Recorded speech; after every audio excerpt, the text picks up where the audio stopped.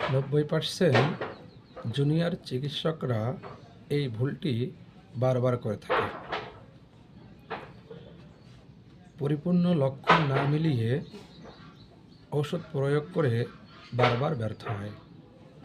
হোমিওপ্যাথির Organon অনুযায়ী totality of symptom অর্থাৎ সদৃশ্যের পরিপূর্ণ বিধান না হলে সাময়িক আরোগ্য হয় এবং লক্ষণ চাপা পড়ে আরও অনেক ধরনের গুরুতর সমস্যা আমাদের শরীরে তৈরি হয়ে থাকে।